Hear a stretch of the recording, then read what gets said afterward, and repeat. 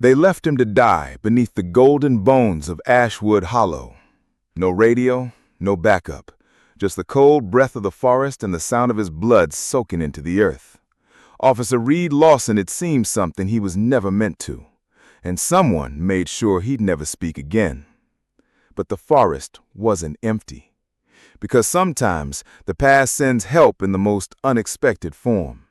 An old man, nearly forgotten by time, and a dog who refused to forget anything would stumble into that silent scene and change everything. Not by chance, but by memory, by instinct, and by the last embers of loyalty. Ashwood Hollow was the kind of place that changed with the seasons and remembered every one of them. The cedars and birch trees, the thick pine-sweet air, and the ever-winding trails were the lungs of Halston Ridge, a town tucked into the mountains of Oregon, where people knew their neighbors and rarely asked the deeper questions. It was early November, and the forest floor was a rustling sea of copper leaves. The morning fog lingered longer this time of year. There was a stillness that only old places knew. Walter Dyer shuffled along the edge of the trail, boots scraping over pebbled soil. His coat, an old military-issue field jacket, hung loose on his thinning frame. Under his wool hat, his white hair curled around his ears. His breath fogged in the cold. His expression was hard to read, part determination, part confusion. He spoke softly as he walked, to no one, to everyone. Third patrol this week. Sector Delta clear. Civilians at safe distance, proceeding with observation. The only one listening was the dog at his side. Ranger, a 9-year-old German shepherd with a black saddle and graying muzzle, moved with careful grace. Even with age and a worn-down hind leg, he remained alert. His ears flicked, his eyes scanned. He had been trained for service once, then Walter had taken him in. Both had lost something. Both had found each other. Ranger paused, head turning to the east. Something was off. A scent, a sound. Walter walked a few more steps before realizing his dog was no longer beside him. "Ranger, what is it, boy?" Then the bark, low, urgent, commanding. Walter followed, fumbling slightly down a narrow path cut into the underbrush. Bramble scratched his legs, the mist thickened, and then he saw it.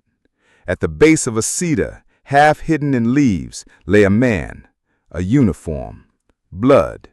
One arm twisted unnaturally, the other clutched weakly over a gash in his side. The glint of a badge, the ghost of breath fogging in the cold. "Oh, God," Walter whispered. "You're one of ours." Officer Reed Lawson, age 33, known in the department for his independence, his long drives along back roads, and his tendency to follow hunches. He had grown up 2 towns over, joined the Halston Ridge PD 5 years ago. No partner, no wife, no one expected him to disappear, but Walter had found him. He dropped to his knees, joint screaming. "It's all right, son. You hang on." Walter pulled off his scarf, pressed it to the bleeding wound. His hands trembled. "Pressure stops bleeding. Still remember that. Field Manual, page 52. Ranger circled once, then sat rigid beside them two. Walter reached into his coat and pulled out an old flip phone, a gift from his daughter. Its screen was cracked, but the battery held. Come on. He dialed 911. "Operator, what is your emergency?" This is Walter Dyer. There's a man down. Officer, Ashwood Hollow. Cedar Path, just past marker 14. My dog found him." The dispatcher recognized the name. Walter had called in false alarms before, once mistaking a deer for a prowler, once reporting a non-existent fire. But this time, his voice didn't shake from confusion. It shook from urgency. "Help's on the way," the operator said. Walter looked down at the young man bleeding into the earth. "Just stay with me, son. Just stay." Back in town, Detective Eliza Vaughn sipped her black coffee in her office. A tall woman in her mid-40s, with sharp cheekbones, dark skin, and steady eyes. She had served in the force long enough to recognize when something didn't add up. Lawson had gone off the radar 12 hours earlier.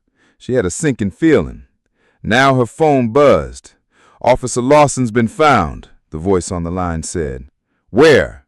"At Ashwood Hollow. A civilian reported it. Walter Dyer." Vaughn stood up. "Get the car now." 15 minutes later, paramedics rushed down the trail.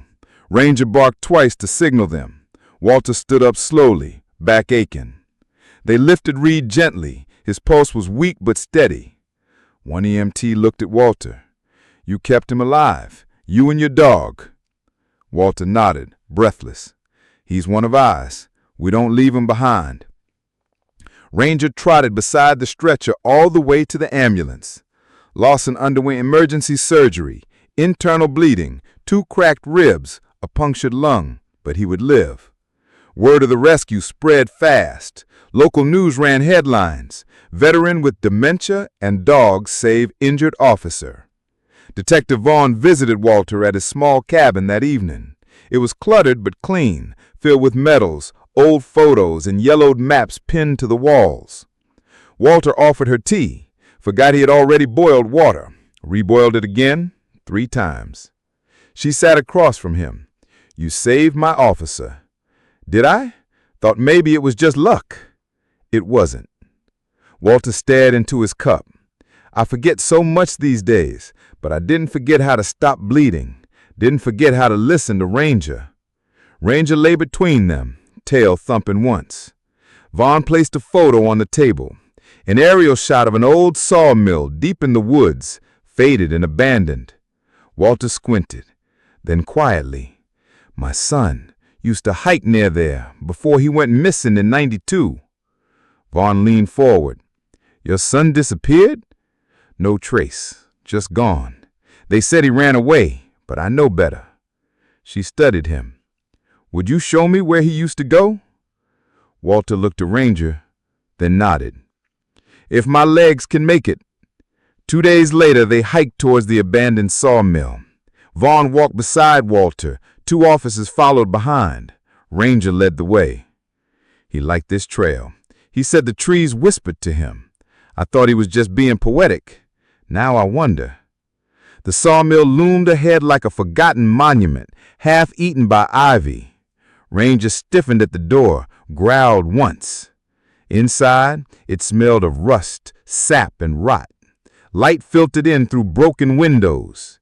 In the far corner, under rotted boards, they found what Lawson had nearly died to uncover. A buried crate. Inside, confiscated evidence, tapes, ledgers, and a list of names, some crossed out. At the top, Operation Pine Fog, and 2 names, Officer Reed Lawson and Jacob Dyer. Walter's breath caught. "My son, he found this too, didn't he?"